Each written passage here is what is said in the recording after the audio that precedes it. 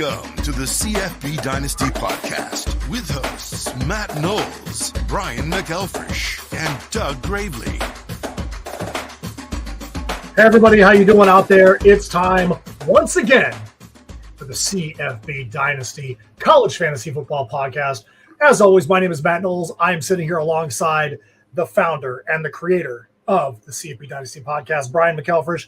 Brian, how are you feeling after week one's debacle in the swamp going into week two? How are you feeling as a college football fan this week? Much better after a win, of course. Maybe it's the only one the Gators get this year, but hey, your brisket lock hit. So Lagway ended 27 yards from the most passing yards ever in Gators football history. Kudos to you on that pick. I wasn't brave enough to do it, and what a game!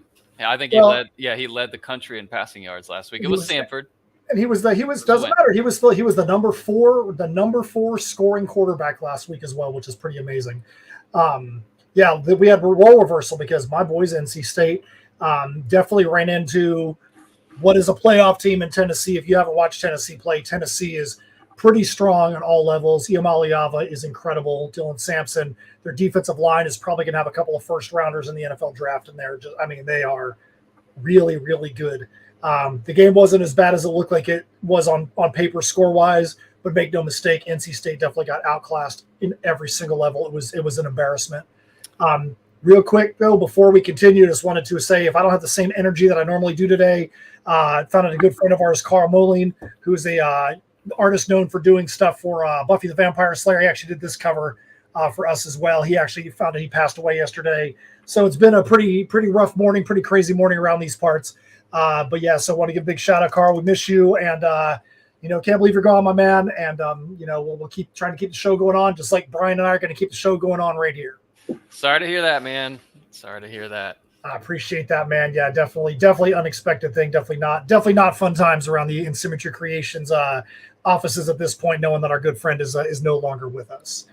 That being said, we're here to talk about some college fantasy football. So, big news coming from the West Coast yesterday and today. It's official that the Pac-12 that became the Pac-2 is now the Pac-6, with Boise State, Fresno State, Colorado State, San Diego State. I guess you have to be a team that has the word state in your name to be eligible. Are all going to be a part of the rebuilding Pac-12 in 2026. That's going to put the conference at 6 teams. They have to get 2 more teams to be officially considered eligible for consideration as a power conference.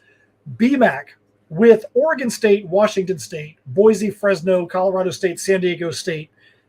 Can you see that conference becoming a power conference again? Well, there's a lot of branding opportunities if they could just stay the 6-pack. But we have Boise, who looks great. I mean, none of these teams, though, are going to make it a Power 5 conference to me in terms of consideration. And it's going to be interesting to see how the playoff will handle this if they get those other teams and are able to, put 8 or so together. But nah, man, this doesn't hit to me. Not at all. I mean, I look at this. I mean, I'm a big fan of West Coast teams. I think that, Boise, Fresno, they might not be at the level of a 3rd or 4th or 5th place team in any of the current Power 4. But I feel like there's a huge argument to be said.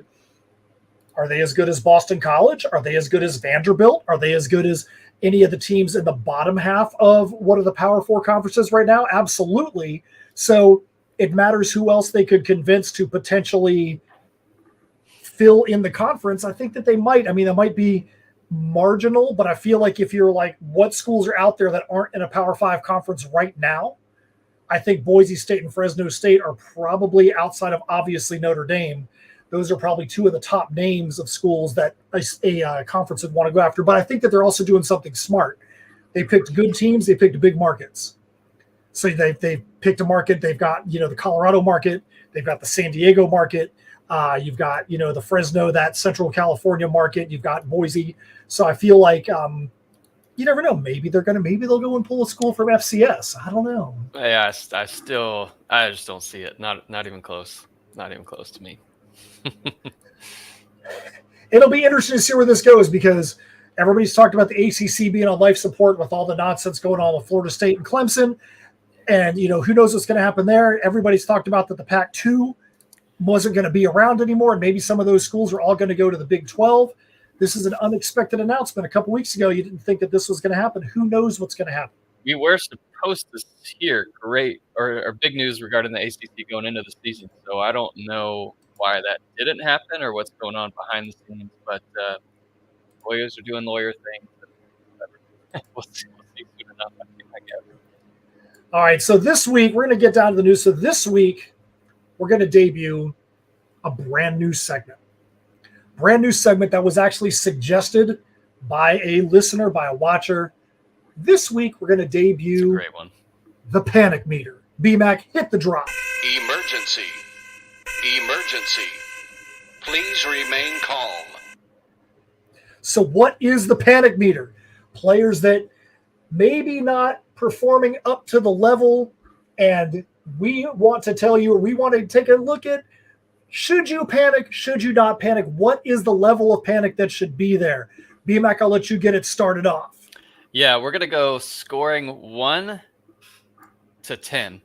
10 being you should be in the biggest state of panic, like find or trade this person immediately. So while they have a little bit of life left, but some of these too I'll view as trade targets, just based on some of the feedback that we had on Discord, people that were being listed in there.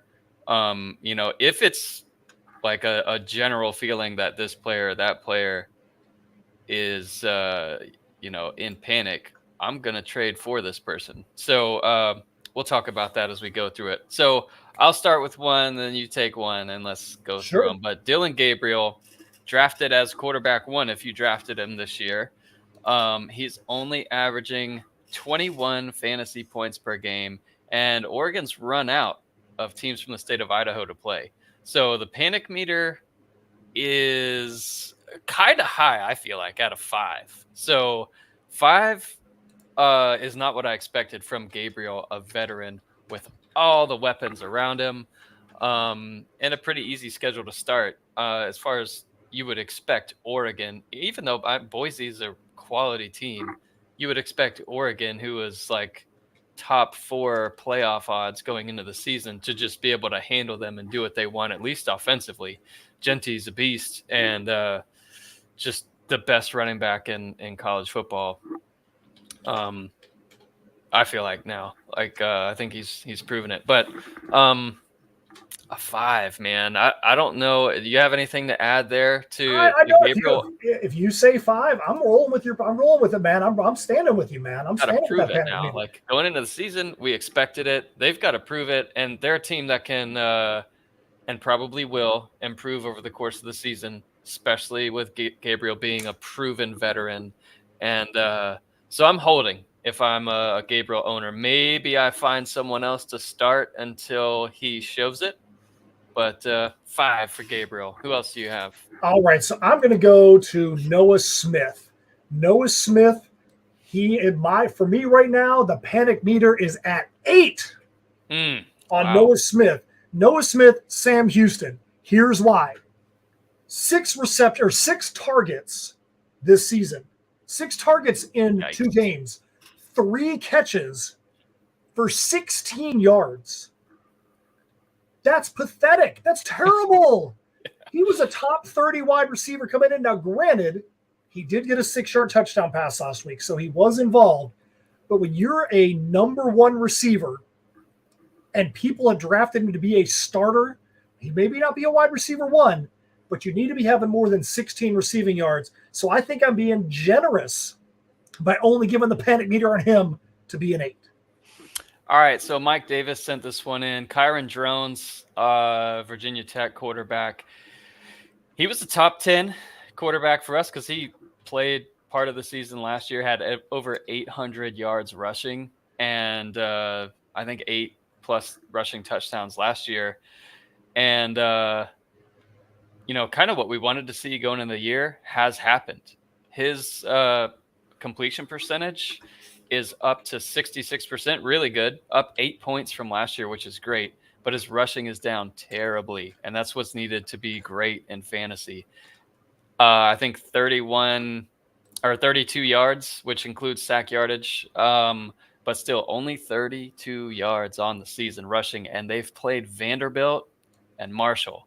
Panic meter for me, if I'm a Kyron Drones owner, is at a 7, man, because it's not like they've faced great opponents so far. So I think you got to see it. It's certainly something he can work through. The passing stats are improving. Just got to see that offense start to click. All right, so my next one that we're going to go to, TJ Finley. We talked about him, obviously, the first game. It's okay. Hey, they ran into a buzzsaw of Alabama. But last week, Eastern Kentucky, we all expected he was going to go absolutely berserk. Now, he did put up yards, but he only got one touchdown. We needed to see a huge rebound there. You've got to get more than one touchdown when you're playing against Eastern Kentucky. Right now, I would have a panic meter for TJ Finley at a 4. Now, if TJ Finley finds himself back on this list next week after they play against Middle Tennessee, then if he doesn't go out there and show up, and it's been 3 weeks to start the season of below average quarterback play out of Western Kentucky, something we truly haven't seen for probably 5, 6, 7 years, where we don't have a huge game out of a Western Kentucky quarterback to start the season, then his panic meter might be off the charts. It's weird, but yeah, you're right. It's that magic number of 3 for whatever reason. And if you want to be a total pessimist, like, you can make data sound disgusting. After next week, we're through a fourth of the season, the regular season. So yeah, like, it's time to pick it up. Like, these games count just as much for us in fantasy as the end of the season. So Caden Salter is who I have listed. A few people mentioned him too. Averaging 17 fantasy points per game. He was the number 1 quarterback across. We had him number 2 or 3 going into the season, but he was number 1 in a lot of different rankings too. But panic meters at a 3 for me. No interceptions yet. They're certainly not clicking on all cylinders. No rushing, not a ton of rushing success like we've seen from him in the past. We know what he can do. Trayon Sibley looks to be the CJ Daniels kind of replacement there as the top target, and has some big plays and stuff. Still not putting it all together. Not anywhere close to what you drafted him to be so far, but still, yeah. Panic meter's only at a 3. See me after this week. I say that a few times on some of these guys. If they're shaky against UTEP this week, problems. Well, that's one of the big things, and even in the data, you talk about the 3-week average. What are they doing in the trailing 3 weeks? Because that's a good average to see what their current trajectory is. So that's why we're talking about 3s. I'm going to go back to the Western Kentucky offense and Dalvin Smith. Dalvin Smith, 9 targets in 2 weeks, only has 6 receptions, 38 yards, and a touchdown. So why is that different? Why am I feeling a little different? Because I've got his panic meter at a 6. His quarterback, Finley, was at a 4. The thing is, Finley had 350-something yards passing last week. If Finley had 350-something yards passing, Dalvin Smith coming in to be the number 1 receiver this year after Malachi Corley left for the NFL, and you've got a grand total of 38 yards receiving as the expected number 1 receiver for Western Kentucky, whose offense normally is putting up video game numbers. Yeah, I'm going to give him a 6 right there. If he doesn't have a big game, if he doesn't have at least double that number of 38 yards, he has at least double that number, he's going to be another one of those. Panic meter might be all the way at 10 on him as well after this week. That's a good way to put it. Like, some of these people are going to go to 10. Here's one from BP Brennan on Discord. Damian Martinez. So, running back from Miami, obviously has been a staple in our college fantasy football for a couple seasons there from his Oregon State days. He's averaging 14 touches per game so far through 2 beatdowns for Miami. Mark Fletcher is averaging 5.5 touches, but has 3 touchdowns. So he's getting the goal line carries, the touchdowns there. But Damian Martinez, I think, is going to get his share. Panic is at a 4, as long as he's not your RB1. If he was drafted as your RB1, you got problems. But as an RB2, RB3, where he went in most drafts, I'd still have Panic at a 4. I think he's going to get his over the course of the season, and this offense is looking great early in the season. So, B-Mac, let's talk about Jaden Blue real quick. Yeah. So, Jaden Blue, did we expect too much out of Jaden Blue, plug and play coming in? You had the huge injury in the Texas backfield right before most people were doing their drafts. And right before most people were doing their drafts, he jumped up the draft boards. We're like, hey, he's going to be the guy that's going to just run straight up and get huge numbers. Jaden Blue, Colorado State and Michigan, grand total, 20 attempts, 79 yards. That is not what you want to see out of a guy that most people drafted in the first round because of the Baxter injury.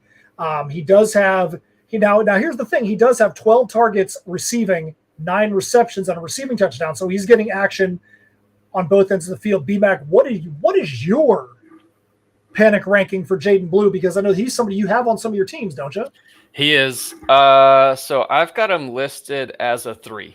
4 yards per carry, 0 touchdowns. He was hurt in the Michigan game, did come back late in the game. So Jarrett Gibson, the 5-star true freshman, also has 20 carries, 103 yards. So a 1.2 yards extra per carry and 2 touchdowns on the season so far. So like what I've seen from him, he looks really explosive. But I expect Blue to come back. He would be one of those that I would trade for right now.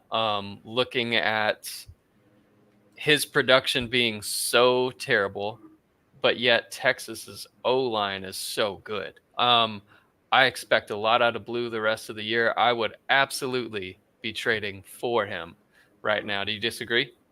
Honestly, I feel exactly the same way. I feel like his panic meter, especially with a team like Texas, I think they're going to get everything together.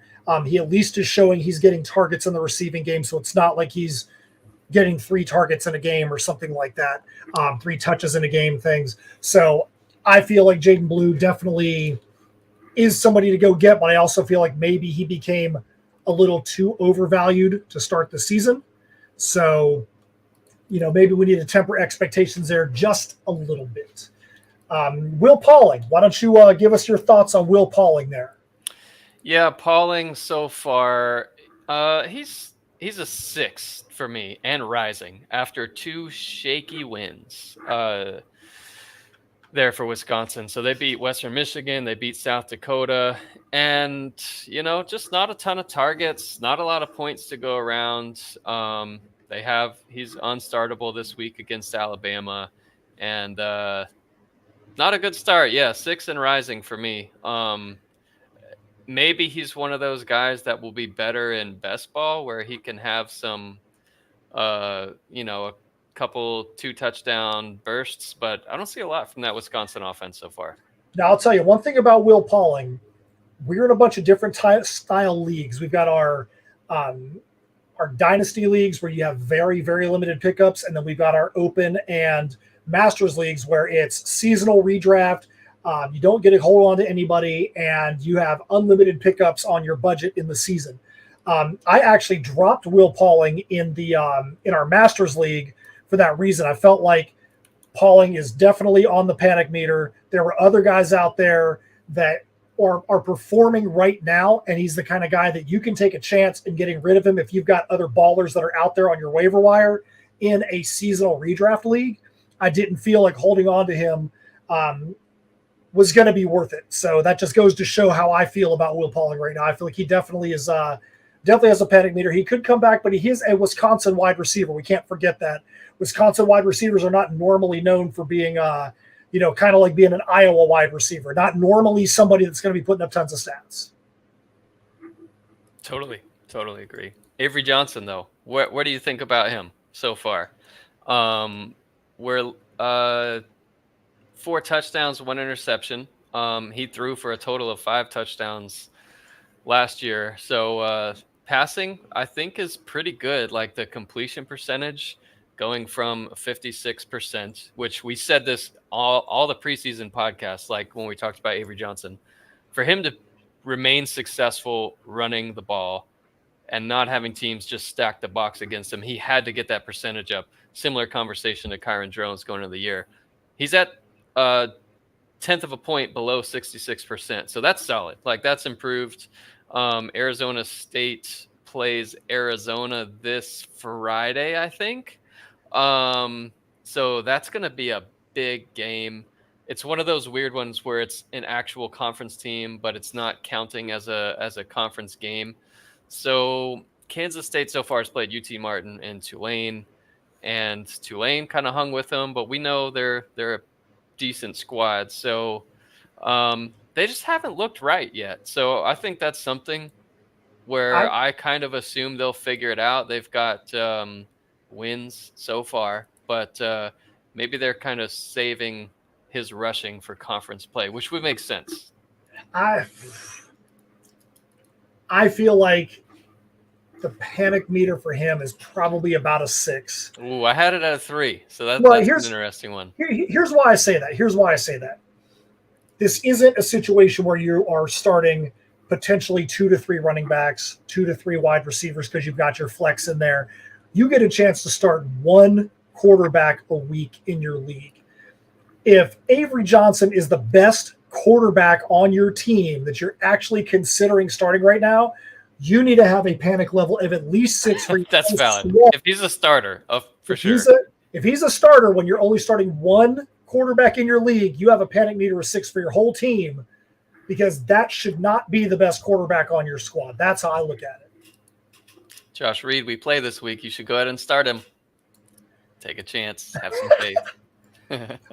All right, who else we got in the list? We've got Rock Taylor, wide receiver from Memphis. He was in the wide receiver 2, wide receiver 3 range for draft capital, but I have him at a 2 panic mode. He's leading the team in catches, but only 9 catches on the season, 114 yards, no touchdowns. They've got, it's either a 7th or something year quarterback, Seth Hennigan, who's back, and completion percentage is at a 70, and I expect Rock Taylor to be totally fine as we go over the course of the season. Would 100% be a trade for target. Maybe I'll try and trade for him.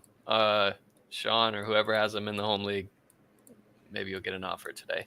All right, so we're going to Abu Sama, which was one of those guys that people kind of snickered about in the preseason and drafts. Hey, one big area last year, one big game last year. Should he be as high in the drafts as he really is?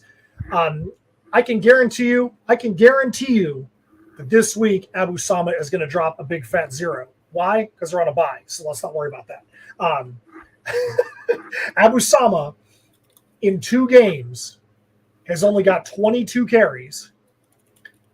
He has only got 11 points total as a running back in 2 games against North Dakota and against their cross-state rival Iowa.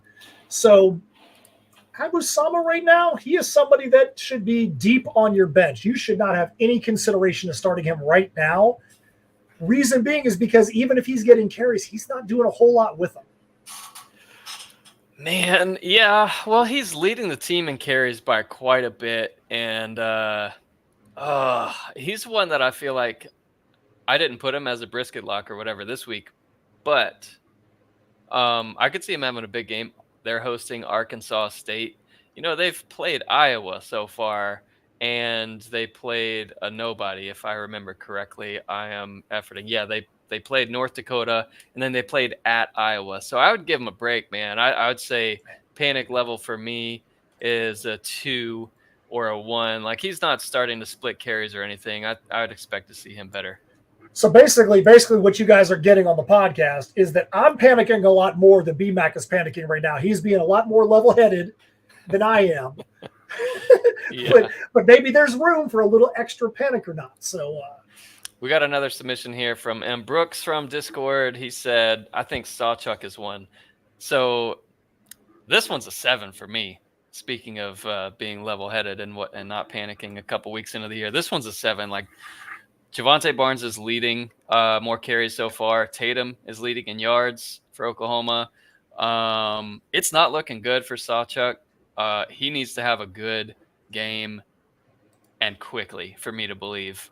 We knew going into the season, and in our rankings, we devalued Oklahoma because they were replacing every single offensive lineman.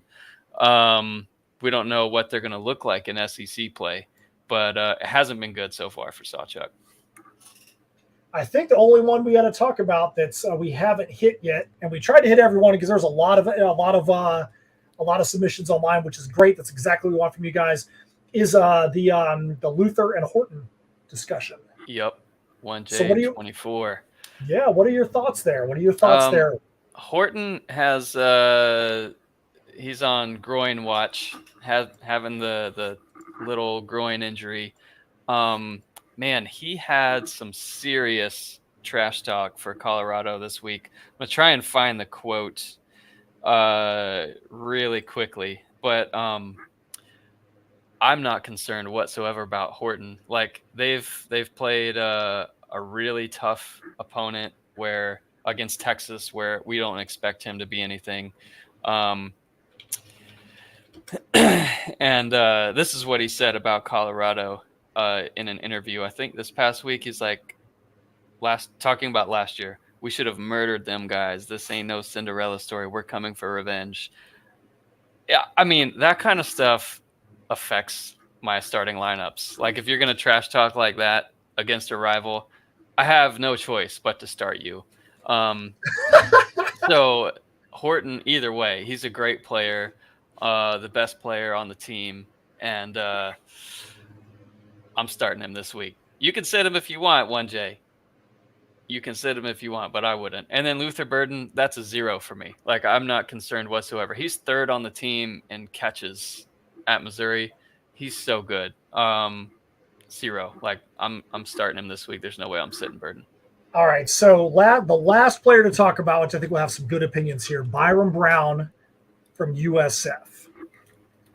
This one, I think that we're going to have to get the panic meter. I think probably the discussion is going to decide the panic meter. So Byron Brown, the consensus #1 quarterback coming in to this season fantasy-wise. They've had a beatdown game 2 weeks in a row. One, they were the team on the good side of the beatdown. The next one, they were the team on the opposite side of the beatdown. They've had Bethune-Cookman and Alabama. His numbers weren't that different between those two games. He's had 19.48 and 14.92 points fantasy-wise. He's had a grand total of 255 yards passing. Against Alabama, he actually had more yards rushing than passing. He had 103 yards passing, 108 yards rushing. BMAC, if you're an owner of the #1 overall ranked quarterback in fantasy coming into the season, how are you feeling about the prospects for Byron Brown at USF? Panic level's a 0 for me on Byron Brown. Like, a 0? Yeah, so against Alabama, he's what kept him in the game with his legs. No passing touchdowns yet. That's not going to continue. We're going to see more consistent play. This is always how it is. People panic early in the year where it's one beat down one way, another beat down the next way. I don't care. Like, we saw him last year and loved everything they have around him. Coaching staffs remained. Like, I'm all in on Byron Brown. If you think you can go get him on the cheap, now's the time. Now's the time, because he'll take off. I can say this. For me, I definitely feel like BMAC is a little undervaluing the panic. 0. 0 is tough. I think the panic meter is a little bit higher, but I also think you need to recognize what the schedule is that is upcoming for South Florida. Southern Miss is a game that they should be able to get. He should be able to get some stats back in. The week after, they're playing Miami. I feel like Miami could be a game that's very similar to Alabama. I feel like he's going to have a tough game against Miami. But then they've got Tulane, Memphis, UAB, Florida Atlantic, Navy, UNC Charlotte, Tulsa, Rice.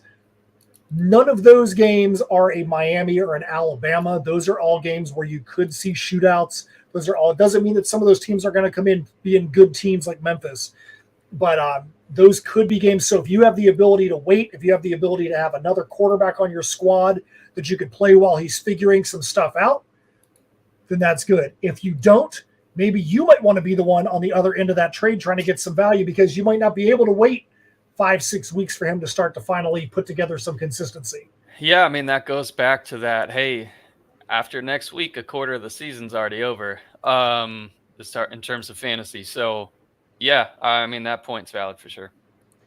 All right, so there you go. That is our brand new segment, the Panic Meter. Thanks a lot for remember who was it that suggested that?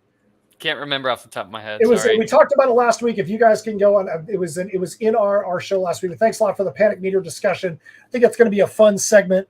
Definitely right now this week it replaced our studs and duds because this is a lot more interactive, and we want you guys to interact. We want you guys to be on the Discord in the comments section. Definitely interacting, letting us know what you think. Because if you guys are like, hey, I'm panicking on this guy, what do you think? We might have a completely different opinion. Great makes for great content for the podcast. Yeah, absolutely. All right, so with that being said, let's move on to some discussion about this week. BMAC, hit the drop for some news and notes. News and notes around college football.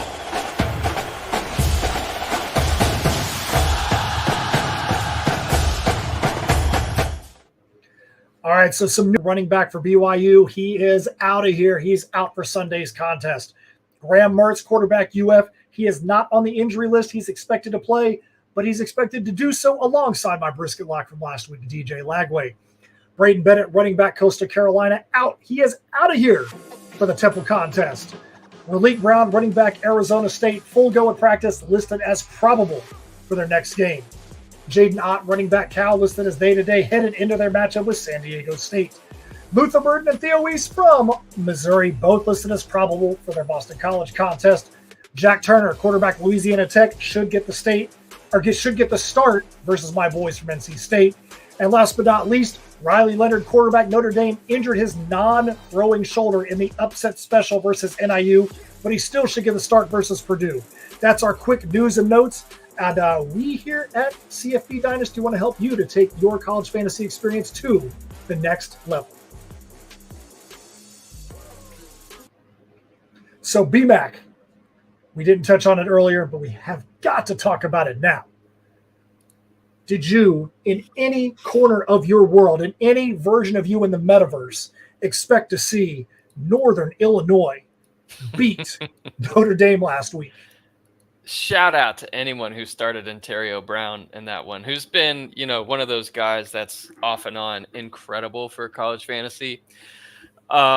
He showed out, had some big plays, and I could not believe it. No, I just couldn't. It was one of those. I was walking into the swamp and continuing to refresh that game, and I was keeping an eye on it from Four Rivers, of course, eating some brisket before the game, and was watching as much of that game as I could. It was unreal to have a team that could go on the road at A&M and then just stumble like that. But it's been consistent, though. Notre Dame lost one similarly at home, I think, to Marshall last year. It makes it hard. Like, I've got Jeremiah Love on the team. The quarterback, Riley Leonard for Notre Dame, really struggled. So, man, do you expect to bounce back and roll with it? Roll with Jeremiah Love, who's had a couple good games. I think he's averaging like 17 fantasy points a game so far. But as teams start to lose and as teams eventually start to check out, like Florida State, what do you do from a fantasy standpoint? Yeah, that's going to be tough. I was out refereeing soccer games last week, and I got back just in time to be able to see the end of that contest. And the end of that game was what it's all about. Um, their coach, literally in tears, literally streaming down his face, a former NIU player that got to go in there and get that win, the biggest win literally in NIU football program history. And the coach was just happy as a former player to finally be able to get off of that schneid. So this wasn't an Appalachian State versus Marshall when they were FCS. They were an FCS powerhouse, and this would be like North Dakota State going in and beating somebody. Hey, it's an FCS squad getting a win, but they're a big deal. Northern Illinois is not a team, and no offense to them, but you didn't expect that Northern Illinois was going to go in against a team at that caliber into their home field and do something like that. Nah, you did not expect that at all. So shout out to them. Will we see a game like that this week? You never know. Let's hope so. Let's hope it's not NC State and La Tech. I'll be pretty bummed. Oh, yes. All right, so that's our news and notes, and that's our little discussion there. So I guess the thing that everybody's probably waiting for is the rankings discussion. Here we go. All right, so got week 3 rankings up. And as you can see, you heard based on the panic meter, I've still got Salter there in the top 5. I've still got Byron Brown there at number 6. And I am slightly cautious on those two, I guess, but they have great matchups. And based on the Vegas metrics, which is, a good indicator for the implied total points for, we've got Liberty looking to score or projected to score, implied to score, I guess is the better word, about 40, and Byron Brown and USF 35. So great opportunities this week for them. But Nico, man, we were higher on him than I think everyone else, and he's impressed. I can tell you after watching that game last week, like we talked about at the beginning of the segment, I am all in on Tennessee. I am all in on their skill positions. I can tell you, as crazy as it is, I felt like last week their position they were weakest was wide receiver. I felt like their defense was solid. Doesn't mean they don't have great players. They got Squirrel White. They got Brew McCoy. They got great players that are out there. But I felt like their quarterback, their running back, their defensive line just showed out in such an incredible way that they proved they're a playoff team. I think they've got a lot of guys. Io Maliava was incredible in that game. Kent State, I'm sorry. I shudder to think about how that team is going to get obliterated this week. It's all a matter of how long Nico's even going to be on the field. I mean, he could be off the field by the start of the third quarter of that game. Yeah, they're projected to score 55. He's our third ranked. The only two that we have above him are Cam Ward from Miami. So far, he's averaging 31 fantasy points per game, which is 4 more than Nico. And then Jackson Dart is our number 1 start of the week. Ole Miss travels to Wake Forest, and he's averaging just under 35 fantasy points a game. Ole Miss is projected to score 43.5. But Wake's projected to score 20. So it's a little different than what you see with Cam Ward and Nico, where you do expect Jackson Dart to play the full game on the road at Wake there. So I'll pose this one to you, Matt. See the rankings on the screen. I've got Dart, Milroe, and Salter in the home league. Which one of those guys would you start? Dart, Milroe, and Salter. That's tough. I feel like it's kind of difficult to not start the number 1 guy on the list. Yeah. Milroe hasn't looked great accuracy-wise yet. Yeah, I feel like Salter is going to have the best matchup, but I feel like Salter obviously is going to have the least talent of the 3 going into a matchup. But I still feel like if you got Jackson Dart as their number 1, I feel like as the guy put it together, you got to play him. Yeah. I do miss the drop we were talking about before the show, just the shootouts of the week and going over those. So we might need to bring that segment back. But one of the shootouts of the week this week would be Texas Tech and North Texas. That one is projected to have a final score of around 39-30. So you got Morton and their pass-happy offense there at Texas Tech against Chandler Morris and North Texas. I want to see, obviously, Damon Ward make a comeback. He just bursted out week 1 and then did nothing week 2 with a couple drops. So that one's going to be a fun one to watch. So I'm going to definitely make an effort to watch that one. Another guy that's kind of crept up the rankings in an offense that's pass heavy recently, Georgia Southern, is JC French. He's done good so far, 25 fantasy points per game. They've got a beat down opponent this week. So he's a sneaky good start. He's not ever been ranked this high for us. And there's still other mismatches out there, like the Taylon Green with Arkansas, who had a brutal loss last week. They're licking their wounds coming home to a game they should have won last week, but they're playing UAB. That one, hopefully they can bring back the rushing attack that they've had. They've brought the I formation back and all that stuff, and that's great. But Green is averaging 32 fantasy points a game so far, so he's a top 10 start for us this week too. Anything stick out to you? I think the things that stick out to me are kind of like we talked about before. You only get to start one quarterback, so if your thoughts are that you're going to be starting Cam Rising, who's at 28, Shador Sanders, who's at 29. You know, everybody knows my thoughts about Shador. If you're starting Quinn Ewers at 31, Will Rogers at 37, if that is who you're starting, then if that's who you're starting, then I feel like you've got to really look at what your team is, because you should have a quarterback on your team that's higher than 28, 29, 30. Move along here to running backs unless anything else stands out. Yeah, running backs. Dylan Sampson at 1 is absolutely positively the right. So let's also remember that Boise is on a bye this week, so that's why you don't see Ashton Genty on this list. But Dylan Sampson, absolutely, I think that he's. And I'll tell you, if you're a bettor and you got the over under on Tennessee and the over is 62.5, I think you take the over. I think you take the over on that, because I feel like that game for Kent, if they were going to score 51 points on NC State, granted NC State had to go for 4 or 5 fourth down conversions in Tennessee territory, missed them all. But if they're going to score 51 on a Power 5 opponent, I feel like 62 for the over-under could easily get eclipsed in this game. Yeah, I think Dylan Sampson at 1, Ollie Gordon up there at 3, Caleb Johnson, somebody I dropped last year because he just was not doing it for me.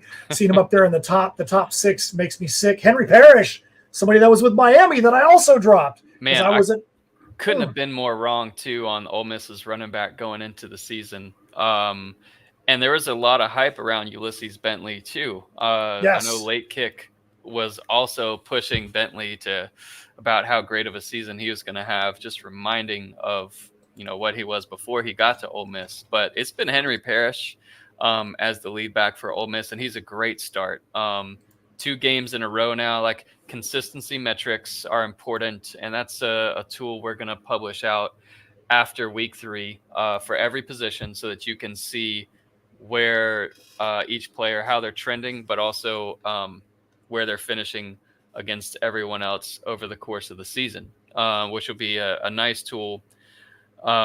Something different. And that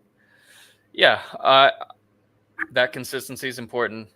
He's been doing it so far for Ole Miss. So we've got him at RB8 this week. Malik Sherrod, still have him at RB10 this week as a start. I expect big things out of him this year. It's a really good matchup for Fresno State. And he's only averaging 12.5 fantasy points a game so far, which is sad. Well, it's sad, but they've also played Michigan in one of their games too, so they had a tough defense they had to play one time. So. Exactly. And Jaden Blue, we talked about him earlier in the show. I still have him at a 12. I told you, I'm not panicking on Jaden Blue. The only thing that gives me pause is the injury that took him out for a couple quarters against Michigan, and they're only playing UTSA. They're projected to score by 34.5. Maybe a couple early touchdowns, and then he's done for the game. That's what you would hope for if you're starting him this week. Jonah Coleman is at number 18. I am all in. Brian and I had a good conversation about him before. And Brian, what's the comment that you had about Jonah Coleman? Oh, so it wasn't me. It was old Mr. Hare himself, Mel Kiper Jr. on his podcast. Just called him a future NFL starting running back.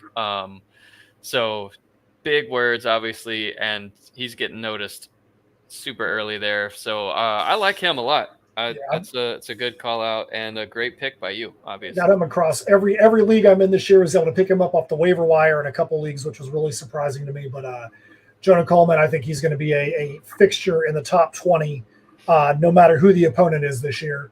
He is just putting up some good stats. You can tell he's the focal point of that Washington offense. Your boy Trevor Etienne in the top 20. How did it feel? Get out of here. How did it feel putting your boy Trevor Etienne in the top 20 like that, man? Terrible. Terrible. Yep.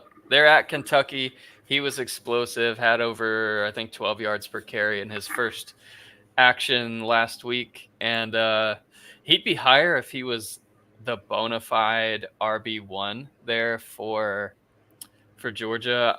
And I think he is, but they're just going to run a bunch of running backs.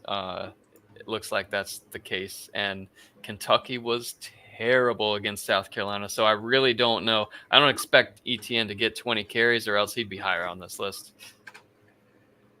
All right. So unless there's something else you want to call out on the running backs, we can roll our happy little butts down to the wide receivers. Here we are at receiver. Got Trey Harris coming in at number 1. The first 4 are all on the road. Trey Harris, Travis Hunter, who looks absolutely incredible. Rivalry game against Colorado State, at Colorado State. He's averaging 25 a game. And if you watch that game last year, Colorado State is going to be nasty. Those two programs, those two coaching staffs cannot stand each other. That is going to be one of those nasty rivalry games right there. He's one that if you're in a Devy league or a dynasty league like ours, where he plays in the NFL matters to you, it seems like he's going to be a wide receiver if you have him as a Devy prospect. On average, not on average, but if you look at the 2 most recent big time contracts, the wide receiver got about $10 million more than the corner, and that's kind of where I would expect to be the deal breaker. But maybe he goes Champ Bailey and just plays both ways. I just don't see that long term. Maybe first couple of seasons in the NFL, but I like him as a wide receiver. So in the home league, Josiah, great pickup from last year. Brennan Presley we have at number 3. He's just on pace to kill it. He gets so many targets. So if he pairs the mass amount of targets and catches with a couple of touchdowns every week, he's a must-start player. Tet McMillan at number 4. They're playing on the road at Kansas State. Arizona's only projected to score 25. Tet McMillan would be pretty impossible to sit, though, no matter who they're playing. So Jamal Pritchett at 5, another guy that I've been all in on. He's was my brisket lock in week 1. Jamal, he's another one that's probably going to be up near the top. He's a bona fide starter. Concepcion for NC State. With all the other talent that they brought in this year, he still is the focal point of the offense. The biggest thing they need is for Grayson McCall to get off the schneid. I can tell you right now, even as a Pack fan, I think my panic meter on Grayson meter is a 9, and here's why. I don't know, because he had that brutal head injury last year that took him out halfway through the season. Really dirty hit that he took. And I'm wondering if he's still, seeing some ghosts from that, because he has not looked right. He has not looked like the Grayson McCall that was the 3-time Sun Belt Player of the Year in those first 2 games. Hopefully it's just getting used to a new offense and the new players and all that. But I feel like if there's anything that could cause Concepcion to have an issue is the fact that Grayson McCall just has not looked right in those first couple of games. Yeah, Concepcion is awesome. Josh Kelly at number 7. He's had 27 targets this season so far through 2 games. So that's obviously massive. Only 1 touchdown. So if he takes those couple more of those targets to the house, and it's a must-start scenario for him against North Texas this week. Still Burden. Yep, I know he's only averaged 12 fantasy points per game so far, but I've got him at number 8. It would be near impossible to sit him. All of those top 8 have incredible matchups. NC State. Yeah, you say what you want about McCall, but they're playing Louisiana Tech. If they don't look good this week, then the panic meter goes to 10. Yeah, I'm hoping. Go down the list. Ryan Williams from Alabama. Unexpected going into the season, obviously, but he at 17 years old, mind you, he just looks like clearly the best wide receiver that they have. Oh, it's unbelievable. A lot of big plays, which big plays are a red flag. If you're reliant on big plays instead of targets, that's going to bite you eventually when the big play doesn't come. So he's still hard to sit. We've got him at 14. Tez Johnson at 19. Let's see here. Terrible week. That was another one in terms of consistency. Great week 1. Terrible week 2. It's interesting having 2 wide receivers from Colorado in the top 20, yet Shedeur is barely in the top 30 quarterbacks. So what that would say to me is that the statistics say that most of what he's going to do is going to be to those 2 guys. Yeah. That there's going to be very few stats for Shedeur that are not going to be taken by those 2 guys. Yeah, and it's just pass heavy. So no real rushing from Shedeur in terms of that threat. Like the dual threat guys just take over the top of the rankings for the most part. And then if we roll down to tight ends, I don't think there's a whole lot of difference with what we've been talking about. I mean, the guys at the top, Kuithe, Loveland. So Keithy, though, I will say, I don't know if you saw this or not, but Cam Rising is out 6 to 8 weeks. And I did not realize it was 6 to 8 weeks, but man, that's so not they're good. gonna be going. Or Utah is gonna be applying for a medical red shirt for his 8th year for next year for Cam Rising. Unreal. But that affects Keithy. I feel like he's still a really great start, but that was not. I found that out this morning, so that kind of. I knew he was hurt. I did not realize, did not hear the information about the 6 to 8 weeks and medical redshirt. That's unreal. Yeah. But most of the names up there are names that you've seen: Loveland Helm, Prescorn, Elijah Arroyo, Terrence Ferguson. Lawson Lucky's a great pickup if he's available in your league. So he's averaging 8 fantasy points a game. I think 1 touchdown on the season so far. But other tight ends are hurt a little bit. So Lucky, though, he's been known around Georgia as a baller, even last year in practices and stuff before he got hurt. So would not shock me at all to see Lucky move up the rankings over the course of the season. All right, so that is our review of the rankings for this week. We hope that helps you guys to be able to set your performances or set your lineups. So now we get to go and talk really quick about the brisket lock. Oh, yes. It's time for the brisket lock. Matt, so we're going to have to do some soon. Hold on. B-Mac, can we hit that drop? Oh, yeah. It's time for the brisket lock.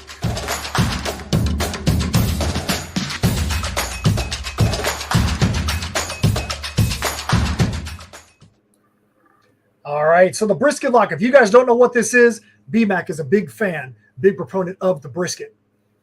What the brisket lock is a player that is not too far up the rankings, that B-Mac would risk it all for the brisket. Would he bet his brisket on the performance of this guy that's a little bit farther down the rankings? So B-Mac, before we went to the drop, you said we're going to have to do something real soon. What is it you were referring to? We're going to have a brisket soon together and watch some football on one of these Saturdays. We obviously can't this weekend, but very soon. It's got to happen. I'm in agreement. One of these weeks that I don't have a Comic-Con, I've got shows for the next 4 Saturdays in a row. I'll be watching some college football on my phone at the table. But yeah, we definitely got to because BMAC and the briskets, you can't beat it. You can't beat it. So let's go back to week two. Week two, BMAC had Arian Smith from Georgia, 4 receptions, 73 yards, and a touchdown, 17.8 points. I think the verdict there is BMAC, let's serve this man some brisket. I'm lucky he got the touchdown, but yeah, I like Aaron Smith. Going through for the rest of the season, I do see him as a focal point of that offense. So that's kind of why I picked him there. I like it, but please let me roll out the red carpet for you, who, like, my guy, both of my brisket locks so far have done adequately, 5 catches, 80 yards, and a touchdown apiece. You have demolished me in terms of the performance. I appreciate that, but you know what? I mean, Lagway, 1 week, he was having a beat down. You got to see it in real life. Lagway, 18 to 25, 456 yards, and 3 TDs, 49.9 points, 4th best quarterback performance of the season, of the week. And let's go back to that real quick. The man had 18 completions, 456 yards. That means his average completion last week was 25.33 yards. That is an unheard of. That is a ridiculous number. That is probably going to be, we get to the end of the season, that may be the number 1 yards per completion game in all of college football. That is an insane number. BMAC, talk about DJ Lagway again. Last week, his performance. What do you think? 27 yards from the all-time yards record at UF. He was incredible. Like, you can see just a different arm strength on him as compared to Mertz when he's throwing a slant route or this or that. But the deep ball, also just the touch, the arm strength was really incredible from Lagway. So he's going to have his freshman moments the more he plays. That's just going to be the case with the schedule that they play. Assuming he's going to play this week against A&M. He's going to be going on the road against Tennessee in a few weeks. And then everybody knows the final 5 games are ridiculous for Florida. But in terms of the raw ability, you can just see such a difference between him and Mertz. A great pick by you. Gutsy pick. You risked it, and you got to risk it for sure. So our verdict is, BMAC, give this man a turn at the smoker. He wants to try and cook the brisket this week. Come on down. Real quick about Lagway, like I said last week, that was a 1-week streamer. If you're in a league where you can stash him for future purposes, go ahead, by all means do it. If you're in a seasonal redraft league, that may not be somebody you want to keep on your team. You might want to pick him up for a 1 game here or there, but last week was your game to get him to be on your squad and get those stats. So that was last week. BMAC, who do you have as your brisket lock for this upcoming week? San Jose State running back Floyd Chalk. So he came into the season where the coaching staff was talking about a split backfield. In terms of touches, carries, that's not been the case. Floyd Chalk's been the guy. San Jose State faces Kennesaw State this week. Love Floyd Chalk. And then give me Trayon Sibley for Liberty. I'm expecting Liberty to look much better than they have so far this season, even though they're 2-0. But still, like, Sibley, if he's going to be the guy, he's had 8 targets one game, 5 targets the next game, 5 catches in each game with over 100 yards and a touchdown. More to come from Sibley. Could be a big game this week. Also, I'll add, if he's available to pick up for some reason in your league, his closing schedule, if he does start to take off, is so incredible. Like easy starter the last 6 weeks of the year, including your fantasy playoffs. So I'm going to go with a running back I was really high on in the preseason, Anthony Hankerson. He's one half of the running back by committee that's replacing Damian Martinez at Oregon State. Both guys are putting up great stats. He was down a little bit last week, but they're playing in the Civil War this week versus Oregon. Look at what Oregon did last week. You have Oregon, who allows, obviously, as Ashton Genty is probably the best running back in college football, but he still put up a humongous day against Oregon. You would think Oregon State is probably a better team overall than Boise State is. So I think that both running backs at Oregon State are going to have a chance to have a big week. But my brisket lock this week is going to be Anthony Hankerson in that RBBC at Oregon State. That's a risky one. Hey, if you hit on this one, we're gonna have to celebrate. Hey, I'm not saying he's gonna be RB1. He might be your RB3. He might be your flex, but I definitely think he's gonna put up some stats. I like it. All right, so real quick, BMAC, let's go take a quick look at where we stand in the home league, in the Open League, and in the Masters League. We're not going to go too long in this because some of you guys out there aren't in any of those leagues. We don't want to bore you with what's happening there, but we do want to make sure that we give some respect and some call outs to the guys in those leagues that are doing well. Yeah, for sure. Okay, so home league, Uncle Joe, the famous Uncle Joe, is 3-0.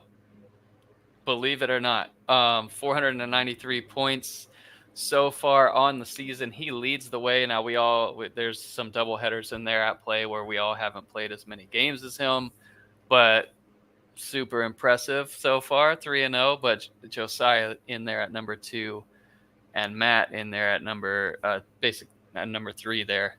And BMAC at 4 now. Now the big thing though, for Uncle Joe, Uncle Joe's 3-0. But the big question, the over/under is, at what week is he going to learn all the rules to the league that we are in? The over/under is week 3 of 2027. BMAC, I'm taking the over. I don't think he's going to understand them all by week 3, 2027. Oh, I have to agree with you. I have to agree with you. You take so many questions. I flipped over to the Masters League. We've got Saucy Dossie, my pick to win it all after the draft. 4-0. No surprise. He's killing it. Far and away the most points, and had a great draft. Yeah, last week was a rough one for me. I dropped both games. I was not happy with my team's performance last week. BMAC 1-1, but still rough. 1-1, rough start for sure. Oaktown again. Oaktown was in the championship last year. Oaktown 0-4. What's going on, Okie? Come on, man.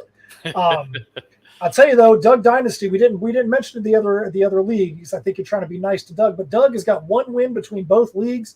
What is going on, Doug? Yikes. And then over in the Open, Moonlight Waffles, Gators win. So William and Josh Reed there 4-0 along with Wrath State. They're looking good in terms of the promotion relegation format. The top 6 finishers get into the Masters next year, and the bottom 6 fall out of the Masters. So that's going to be fun. This time next year, we'll have like 3 or 4 open leagues that feed into the Masters. So it'll be bigger and different.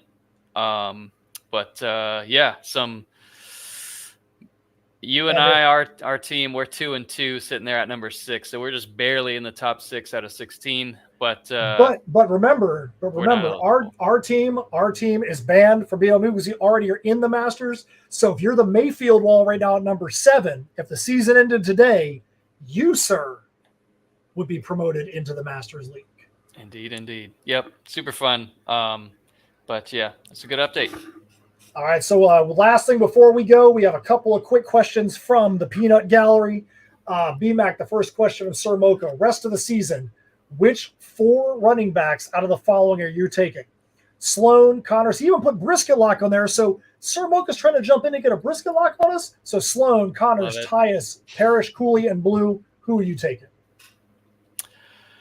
Which 4 are you taking? So a lot of this too, which I don't have this in front of me yet, and I don't want to take all the time to look at, but I would be looking fully at what are the fantasy playoffs, like what are the matchups like there. That would weigh heavily into my decision, but because I don't have those in front of me now, I'm gonna go with Connors. Like, he's a good one, good brisket lock. Connors also is getting as expected, so many targets offensively in the passing game. But Connors, Tyus, you gotta love. Cooley is a tough one because again, just want to see Liberty look like they did last year. So if they do, Cooley's going to be a great start. But if I had to pick today, I'm going with No, I'm going to roll with Cooley, Blue, Tyus, and Connors for me. If I had to cut two, because I know Ole Miss's schedule is going to get harder in SEC play, and Texas will too, but Texas O-line is incredible. So I'd roll with those four. I'm not sure who I would cut out of that list, but I feel like Parrish is making me look foolish for dropping him. So I feel like it'd be tough to drop Parrish a second time. So I feel like he'd have to find a way to work his way in there. And so then here's an interesting question. Question for the pod. Gadsden is on a bye, so the tight end for Syracuse. He's on a bye this week, and he loves his team. Should I honestly consider just not picking anyone up for the 1 week flyer? For reference, my bench this week is Mateer, Blue, Neal, Sloan, Burks, and White. I can say this. It's tough for me to ever suggest that you don't pick up a player and play a full lineup. But if you're talking about college tight end, if you're talking about college kicker, and it's somebody that is just blowing up, maybe you don't. Maybe you I agree with try you. and roll. Maybe you roll with it, especially if you're look at how strong the rest of your players are. Look at who your opponent is. If you're favored to win by 50, and your opponent is not going to really provide a lot of be an adversary to you. I mean, I don't like not cutting somebody. I guarantee I definitely would not cut Gadsden to pick somebody up. And just looking at the names on his bench, I don't think I would cut somebody there to pick up what's going to amount to a tight end, second level tight end. We're in full agreement. I like that a lot. And Mateer, I did get to catch the Washington State, like the cut version of the game on YouTube. Dude looks really good. He doesn't have a ton of passing touchdowns yet, but I think those are going to come in that offense. And you look at the Washington State schedule, being out of the tougher conference now, it's so appealing to go get Mateer. Like, love that offense. No wide receiver has taken off yet in that offense, but Mateer is he's the volume of that offense in terms of fantasy production. And Mateer, I think this week, is he in the top 15 again this week? Let's look. Mateer, actually, he was 23, so he's still a top 25 quarterback this week. Yeah, well, they play against Washington on the road this week, so they're projected to score a lot less. But if you look at the rest of their schedule, it's very appealing. All right, so there we go. That is the CFB Dynasty podcast for this week. Please make sure you're up there on the Discord channel and you're interactive. As you see this week, we had tons of questions and comments, especially about the panic meter. Make sure you're up there commenting. Make sure you're a subscriber to the site, because the only other way you're going to be able to look at these rankings is going to be by being a subscriber to CFBDynasty.com. BMAC, anything else you want to say before we get the heck out of here this week? No, sir. That's all for now, man. I hope you guys have a great weekend and good luck. All right. On behalf of Brian McElfresh, my name is Matt Knowles. This has been the CFB Dynasty podcast. We'll see you next time. Thank you for listening to the CFB Dynasty podcast. Help us out by subscribing on YouTube and reviewing us on your podcast network.